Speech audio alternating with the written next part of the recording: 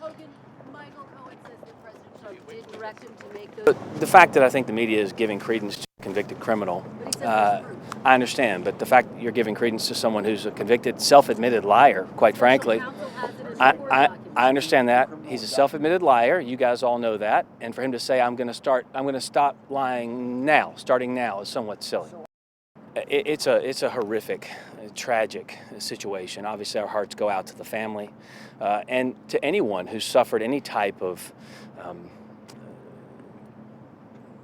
danger and peril that they see so often when they make that trek up from the southern border. It's a horrific situation. There's no two ways about it, and it's a sad time, but it's also senseless. It's a needless death, and it's 100% preventable. If we could just come together and pass some common sense laws to disincentivize people from coming up from the border and encourage them to do it the right way, the legal way, then those types of deaths, those types of assaults, those types of rapes, the child smuggling, the human trafficking, that would all come to an end, and we hope Democrats join the president and get something to do.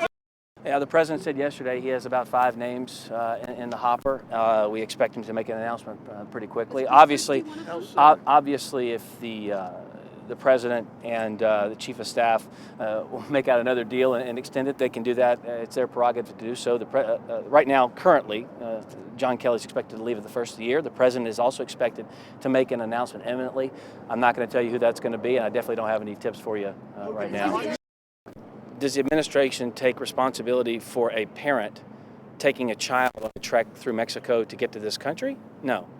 You guys got to see on full display where the president stands on this issue in the Oval Office. I sat there and I watched Chuck Schumer and Nancy Pelosi refuse to make eye contact with the president and instead chose to make nonverbal cues with each other, trying to let each other know where they stood on the issue and playing off of each other, which is a fascinating place to be because the president made it very clear.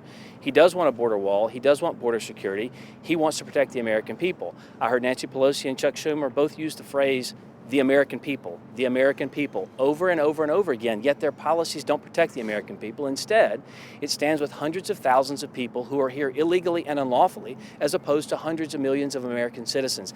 That's a big difference and a big watershed moment in American politics for an entire political party to stand with illegal aliens as opposed to American citizens. That's something they're going to have to answer for. But in the meantime, the President of the United States is happy to work with them to come to a solution that actually protects American families and American communities.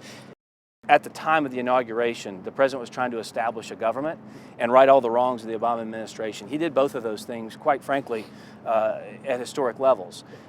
But the President of the United States has one job at the inauguration. It's to show up, to thank everyone for the service to get him elected, and then also dance with the First Lady. He did all of those things. This charge has nothing to do with the President of the United States and has nothing to do with this administration. Hogan, is this a sign your policies are failing?